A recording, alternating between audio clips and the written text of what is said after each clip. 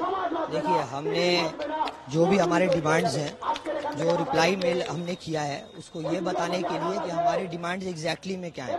हमें ये महसूस हुआ over the phone chief minister madam के साथ डिस्कशन करते हुए कि उन्हें डिमांड्स क्लियर नहीं पहुंचे हैं या उन्हें पता नहीं है। इसको लेकर हमने डिमांड्स को क्लियरली बताया है कि एग्जैक्टली में क्या डिमांड्स हैं, कैसे उनको लागू करना है और उसका इफेक्ट हेल्थ सिस्टम पर कैसे है। हम लोग शुरू से ही बोलते आए हैं कि ये सारे डिमांड्स दूसरे अभया ना हो और अभया को इंसाफ मिले, इस पर आधारित है। तो आप मेल में जब पढ़िएगा तो क्लियरली लिखा हुआ है कि हम लोग प्रिंसिपल हेल्थ सेक्रेटरी का रेजिग्नेशन क्यों चाहते हैं, क्योंकि एडमिनिस्ट्रेटिव पोस्ट के हेड पे जो इंसान मौजूद होता है उसी की जिम्मेदारी होती है कि हेल्थ सिस्टम ठीक तौर से चले। अब चूंकि ये इंसिडेंट, इतनी बड़ी घटना, अभया जैसी घटना एक मेडिकल कॉलेज में हुई है और इसके पीछे एक पूरा बैकग्राउंड है कि थ्रेट कल्चर है और कॉलेज में जो अलग अलग तरीके के मेडिकल कॉलेजेस में जो करप्शंस हैं, उनको देखते हुए हेल्थ सेक्रेटरी का ये रोल बनता था कि वो इसको जल्द से जल्द ठीक करते। एक बार अख्तर अली ने भी ये कंप्लेंट पहुंचाया था, तो ये सब ना करते हुए इसको ढिलाई बरती गई। इसके साथ साथ हम लोगों ने ये रेजिग्नेशन मांगा। फिर हमने देखा कि स्वास्थ्य भवन से ही संदीप घोष का ऑर्डर पास हो जाता है, संदीप घोष को बचाने की कोशिश की जाती है। उसके बाद एक लिस्ट निकलता है जिसमें सारे टीचर्स को अचानक ट्रांसफर कर दिया जाता है। ये सारी चीजें जो हो रही हैं, हम लोग ये चाहते हैं कि इसके लिए जो जिम्मेदार हैं, जो एडमिनिस्ट्रेटिव पद पे थे, जिनके रहते हुए ये हेल्थ सिस्टम अच्छा नहीं चला, अगर चलता तो अभया जैसी घटना नहीं होती, तो उनकी जिम्मेदारी बनती है कि वो पद से इस्तीफा दे और उनको हटाया जाए। सरकार की तरफ से ये जिम्मेदारी है, ये एक हमने कहा। उसी के साथ साथ जो बाकी अभया जैसी घटना ना हो, एक पेशेंट जब एक मेडिकल कॉलेज में जाता है तो उसको परेशानी इस बात की होती है कि यहाँ बेड खाली है कि नहीं। उसके लिए हमने सेंट्रल रेफरेंस सिस्टम में अपने इनपुट्स भी दिए हैं, सजेशन भी दिए, उसको इम्प्लीमेंट नहीं किया गया। हम लोग चाहते हैं कि क्लैरिटी रहे ताकि पेशेंट परेशान ना हो और उसका गुस्सा डॉक्टर्स पे ना निकले, पेशेंट और डॉक्टर रिलेशन एक ठीक हो। दूसरा, एक बच्चा जो अभी इस पॉइंट ऑफ टाइम पे स्कूल में है और वो डॉक्टर बनने का सपना देख रहा है, उसके माँ बाप उसके पीछे वैसे ही मेहनत कर रहे हैं, पढ़ाने लिखाने के लेकर अपने सेक्रीफाइसेस कर रहे हैं। अगर वो एक मेडिकल कॉलेज में जाता है तो वहाँ जिम्मेदारी प्रिंसिपल, एमएसवीपी और टीचर्स की होती है। तो ये जिम्मेदारी सही तौर से हो, उस व्यक्ति, उस स्टूडेंट की आवाज उन तक पहुंचे, इसी के लिए हमने जो कॉलेज लेवल टास्क फोर्स का डिमांड किया है, जिसमें स्टूडेंट रिप्रेजेंटेटिव्स हों और वो चुने हुए हों स्टूडेंट के जरिए से, वो वहां जाकर रिप्रेजेंटेशन करें, ना कि किसी गुंडे को लेकर वहां बिठाया जाए।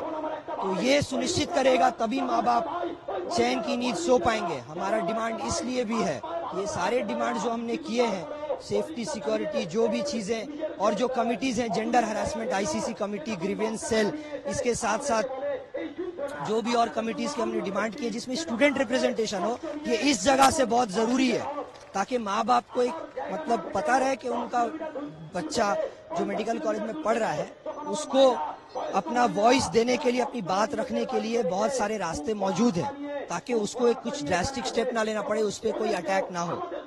इसी के साथ साथ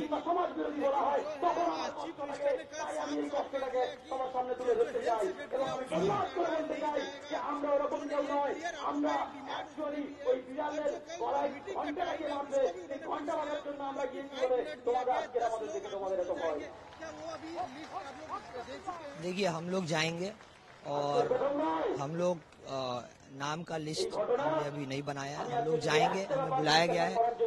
तो हम लोग हमेशा ही एक डायलॉग पे बैठते हैं, बात करते हैं, उससे प्रॉब्लम सॉल्यूशन हो, हम ये हमेशा चाहते हैं।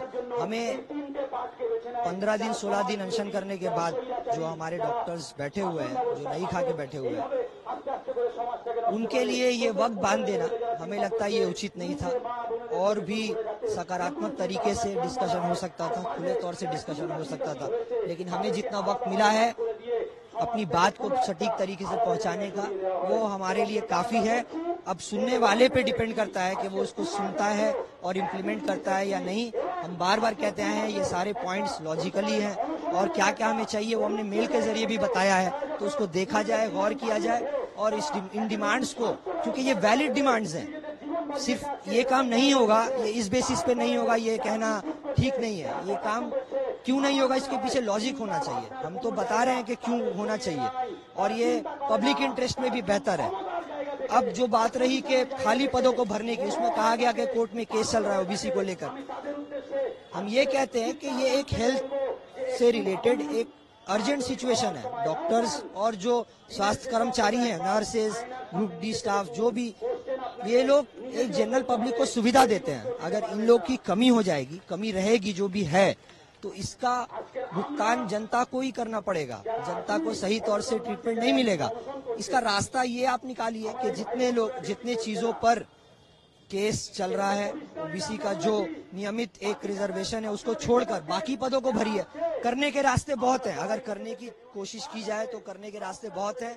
लेकिन हम क्या तब तक इंतजार करते रहेंगे, तब तक लोग मरते रहेंगे, या तब तक लोगों को सही तौर से एक फैसिलिटी नहीं मिलेगा, जब तक ये केस चलता रहेगा? नहीं, हमारे अनशनकारियों ने स्पष्ट रूप से कहा है कि मीटिंग होगी, उसके बाद वो हंगर स्ट्राइक उठाने के बारे में बताएंगे। यहाँ से हम लोग अपनी आवाज जो अभया के इंसाफ के लिए है, जो लोगों की बातें हैं जो हमसे बोली गई हैं हर दिन, और जो डिमांड्स हैं हेल्थ सिस्टम को ठीक करने के लिए, उसको बेहतर बनाने के लिए, इसके लिए हम लोगों ने ये आज प्रोग्राम रखा है, जहां पर हम लोग ये क्लियर कट बताना चाहते हैं कि हमारा क्या स्टैंड है, हम क्या चाहते हैं, जो हम बार बार बताते आए हैं। हम जोर से बताना चाहते हैं, चिल्लाकर बताना चाहते हैं, ताकि आवाज सही कानों में पहुंच जाए। Doctor Aqib Ashraf, junior resident.